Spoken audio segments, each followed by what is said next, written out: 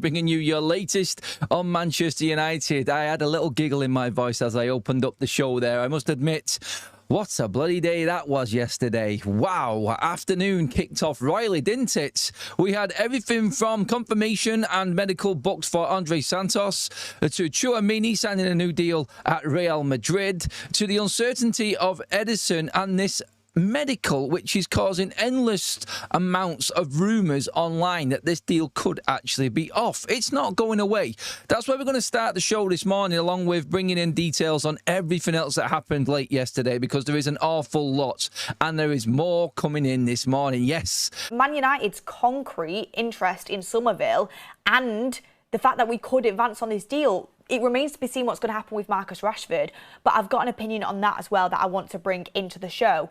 Is it worth selling Marcus Rashford if it's going to be Summerville being his replacement, or would you rather keep Marcus Rashford? I want to touch on that towards the end.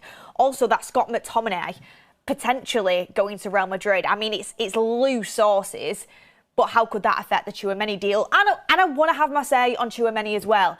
The thought of Manchester United Football Club saying to Aurélien Tchouaméni that you've got to take a pay cut to join Manchester United when his wage fits well within the structure that we should be paying. Bear in mind, Sandro Tonali with bonuses is going to be touching 275 grand a week at Spurs if they get into the Champions League, right? That will happen.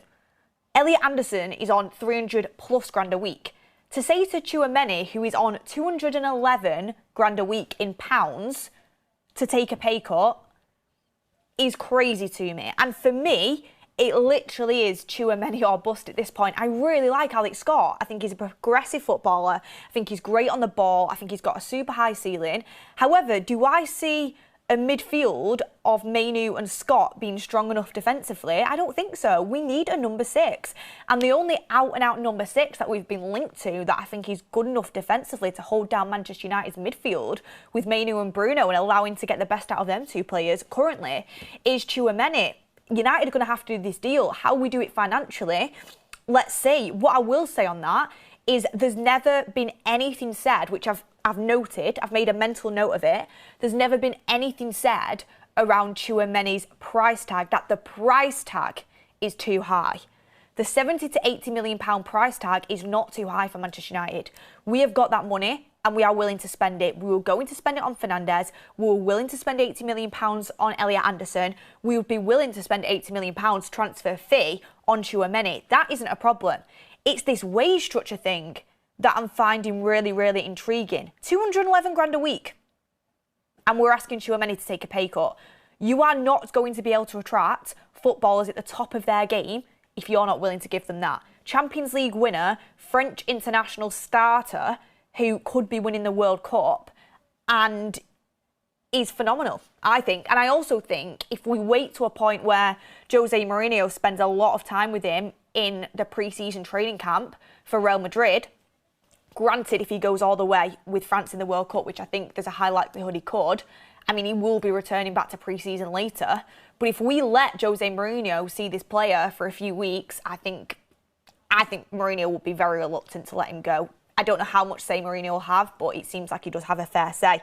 So let's see. But anyway, I want to start off. Thank you everyone for getting your comments in already. Smash a like in the video, smash a like on the video, in the video, whichever way you want to call it. On the video would probably be better. But let's go through this list. Midfielders named in the Athletics deal sheet. So this is the deal sheet that came out this morning, and these were the midfielders named on Manchester United's shortlist. And they are Andre Santos, Aurélien Tchouaméni, Alex Scott, Felix Mnecha, Tyler Adams and Sander Berge. So I'll go through whether I'd want either one of them players.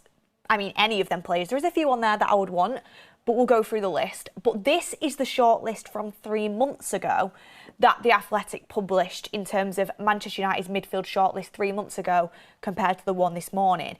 And it was Elliot Anderson, Sandro Tonali, Matheus Fernandes,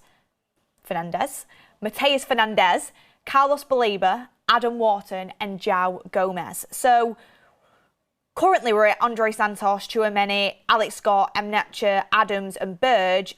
When we were at Elliot Anderson, Sandro Tonali, Matheus Fernandes, Carlos Baleba, Adam Wharton and João Gomez. So there is a little bit of a drop off there. Anon Snipe saying, Beth, it's Mmecha? Mnecha. I know Mark says Mnecha. I've heard it said both ways. So, look, we'll try and get his name correct. Of course we will. Of course we will do that. But I've heard it said both ways. You know who I'm talking about. I'm sorry if you don't completely love the way I say it. Sometimes the Manc accent can get in the way. But there we are in terms of our shortlist and the differences. So in terms of the shortlist that we did have, Elliot Anderson has gone to Manchester City, who finished higher than Manchester United in the Premier League. Sandro Tonali has gone to Spurs. I'm not that fussed about Tonali, I'm going to be completely honest. I mean, he might surprise me when he's at Spurs. I think he's a good Premier League proven midfielder that I would have taken. I don't know if he's going to blow everyone's socks off. I do like him, but he has gone to Spurs, who are chasing us and have thrown a lot of money at this transfer window. Mateus Fernandes has gone to Spurs. Carlos Baleba isn't really wanted by any clubs right now, and Brighton don't seem super happy to sell him. Adam Wharton, not much interest in him thus far in the transfer window, and João Gomez was going to go to Atletico Madrid. So that's where we're at with Manchester United's previous shortlist. In terms of the shortlist we've got now, and who I would take and who I wouldn't take. So let's start off with the first name that was put into the deal sheet, and you guys get your comments in on this as well. And I'm going to start off with Andre Santos. Now, I went into detail about Andre Santos on yesterday's 2 p.m. show, so I'm not going to go into massive amounts of detail surrounding the player, the pros and cons of the player, because I spoke about it on yesterday's show, and we've got a lot of players to get through on this one. But would I take Andre Santos? Yes, no, maybe. And for this one, it would be maybe. Young, aggressive, technically good, and he came off an outstanding loan at Strasbourg. Didn't really hit the ground running with Chelsea when he came back. He's had Caicedo in front of him in that team. I mean, I've seen Chelsea fans saying they'd rather sell Romeo Lavia before Andre Santos. I've seen some say it the other way around. I think at 22 years of age, and, the fact he was captain for the Brazil under-20s, the fact he's so well thought of in terms of the scouting around Andre Santos, I think there is a player somewhere deep inside there, and I think there definitely is an interesting talent to be looked at.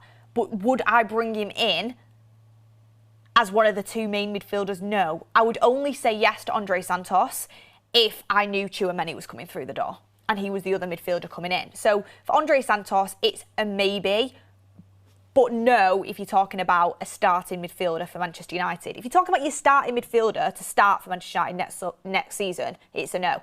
The other news which is going on right now, this is the interesting one, I think sort of comes in alongside the Ederson situation that we've talked about at the top of this show. Ederson and this medical, the lack of medical for him, and he might be stalled on this deal because of it, the injuries and everything that we've spoken about already in the show.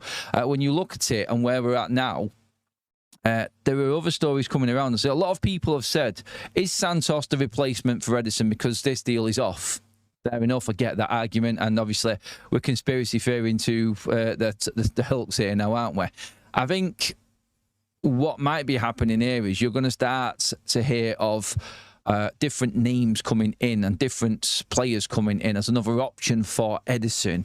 And I think this is where the story of Lucien Agome has come back in today, because that is there, and Sean Conley has been talking about that. And a name that has come up again, he said to me, and been put to me, is Lucien Agome. Obviously, he's bigging up the deal, thinking it would be a good deal for Manchester United. We've had Sangare, obviously, at Lens over in France as well, another cheaper option. I think what you're going to get is a few more of these type of players now being linked to Manchester United. But if Ederson signs, I think all of them players go away. So if Ederson agrees the deal today, tomorrow, whenever it is, I think it will be done this week anyway, at least. So if that's done, and obviously you've got Santos in there, your two cheaper ones, you've managed to get them in for under 90 million, leaving Manchester United between, 60 to 70 million left to spend if you're going off that sort of 150 million mark that was talked about before at the start of the window. I think that will stretch, because I think it then moves on to someone like Alex Scott. And if Manchester United are willing to pay 50 million for Santos, then I'm sorry, Alex Scott is definitely worth 80 million. I don't think that either of them players are worth that, but I understand the market and what we're in. And it does look like Manchester United have moved quickly and accepted that their market has changed and they're going to have to pay more. If you're willing to pay 85 for Fernandes, you're willing to pay 50 million for Santos. Alex Scott's got more experience in the Premier League than both of them players. So 80 million is fair. I cannot see United trying to lowball Bournemouth on this with their stance at the moment. The other names that are floating around are simply because Ederson's medical is pending. And like what Romano said at the top of this show today, when we said that there is still some confusion and we have to wait it out, the deal is not done and it's not concluded yet. Those were the words of Romano. It is all pending this medical that has been going on. So why are the rumours about this medical going around about it not being passed and this deal being off? If it has been going on, has someone leaked out some information that we might already have come out that we don't know about yet? Look, it's being counted by the local journalist and the correspondents for Manchester United. It's being counted on all of that front. And of course, we are seeing Manchester United play it down. This could just be a formality and this be passed off today. And then we know exactly where we stand. 2 midfielders in, one more big one to come. Or all of the Sangare, the Agome types of rumours start to come back in. The Sander Berg type of rumours start to come back in for Manchester United. I'm going to be honest. If it was a case that obviously Ederson failed, I would probably, in replace of him, if you're looking for a cheaper player, look, you've got options there. But would you go for a Sander Berg if obviously Ederson failed? You're looking for an experienced player, because I don't see any experienced players available at the higher price bracket. So what I mean by this, with Ederson not working out, if it didn't, touch wood that everything works out well, if Ederson didn't work out, that's your one experienced player that you're bringing in. And then you've got a very, very young midfield, because Santos, 22, Mainu, 20. If you're going for Alex Scott, he's 22, going on 23. Very, very young. And that would be 3 extremely inexperienced players going into a Champions League season. Obviously, you've got Premier League experience in abundance there over the last few years with Mainu, Scott, and obviously a year for Santos. But is that good enough? Or would United then look at maybe a Sander Berg as a cheaper option, maybe even cheaper than what Ederson is, for maybe 30 million quid?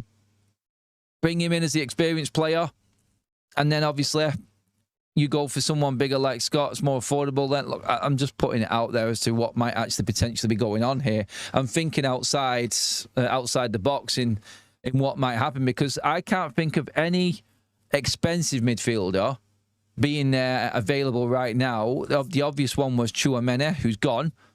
But anyone in and around that ready to go, like plug and play type of player, doesn't exist at that price bracket. They're all potential up-and-coming, good quality players. And we're talking here the likes of, obviously, Buwade, the likes of Belair, the likes of Scott. They're all young players between 18 and 22. So there's no experience. You could actually say, well, Sander Berg hasn't got much experience in Europe either, has he, Adam? So why are you even bringing him up?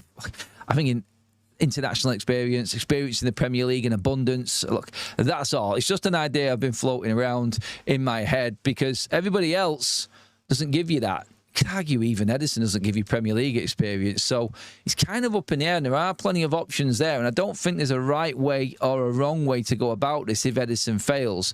Ultimately, I love Ederson. I think Ederson is a good player.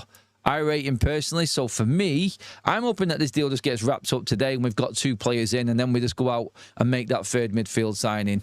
I want to be prepared for the start of the season. And look, if I've got Alex Scott and Kobe Mainu starting in my lineup for the opening day of the season, I'm not going to be overly concerned. Knowing that Santos and Ederson are waiting in the wings as well, I'm still happy with that compared to where we was at the end of the season. It's a better midfield.